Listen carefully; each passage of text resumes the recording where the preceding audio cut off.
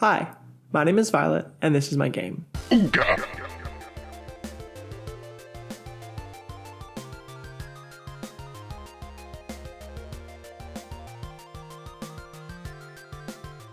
Ooga is a speed platformer that's focused on parkour and spear throwing. This is a 5-year passion project of mine that's finally reaching the end of development, and today we're going to tackle a problem head on, and it's a problem that's been with us for years. The scoring system. Each level playthrough is scored with a number, and higher is better. It's based on two factors, player speed and collectible pickups. Think of these meat chunks, or meatlets, like coins. They serve not only to guide the player, but also as a goal for the player to grab as many as they can to improve their score. The scoring system is intended to do a couple of things. Incentivize player speed and agility, while also making it so that simply getting to the end as quickly as possible will not always yield the best score.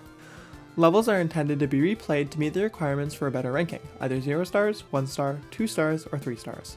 The game is structured by worlds, and the player must collect a certain number of stars in that world to progress to the next. As previously stated, score is determined by a combination of player speed and collectible pickups, and this part of the design is what we want to keep. However, the implementation of it is a bit tricky. What worked was the visuals. Having the bar get higher and visibly dip above and below the stars on the bar makes it very easily digestible in the peripheral vision. What didn't work? So at the beginning of last month, the player would start each level with 2,500 points, which would then decrease to 0 at a rate of 80 points per second.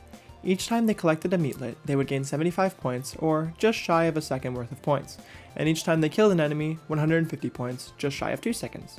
At the end of a level, both points pools are accounted together. The time score never gets lower than 0, so no matter how slowly a player plays, they will still have the points gained from the meat collected. The 2,500 score that the player starts with accounts for 31.25 seconds worth of score. After this amount of time, the player's score will only be determined by their collectibles, not by time at all. This works for most levels, because most are pretty short, taking around 5 to 15 seconds to complete. However, if a level when completed in optimal time takes more than 31.25 seconds to clear, the score will be entirely dependent on their collectibles, not on their completion time. This also has another problem, where the closer a level is to that 31.25 second mark, the weight shifts more to collectibles making up most of the score, rather than completion time. This is further exacerbated by the fact that longer levels generally have more collectibles. How do we make a scalable solution to this problem?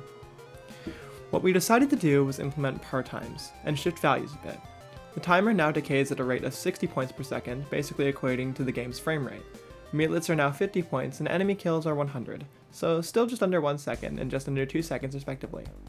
Par times are set based on the developer's performance, with a starting score double the time taken to complete the level. For example, a 30-second level would have a starting score of 3600. We then balanced the number of meatlets and enemies in each level to make it so that an optimal high score was roughly 50% collectible based and 50% time based.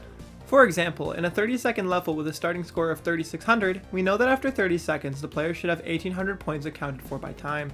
By dividing that number by 50 for the cost of a meatlet, we can easily make it so the player's final score is roughly equally based on time and collectibles by placing 36 meatlets or 18 enemies, since those are worth 2 meatlets, probably a combination of both. This system scales much better than before. Now that we have a goal of how many collectibles should be in a level based on the par time, we can control the player's experience better on a per level basis. Stars are placed more evenly across the scorebar now, and the system we've made can work on top of existing level design without significant alteration. All we need to do is modify the number of meatlets and enemies in a level. Thank you for listening to my case study.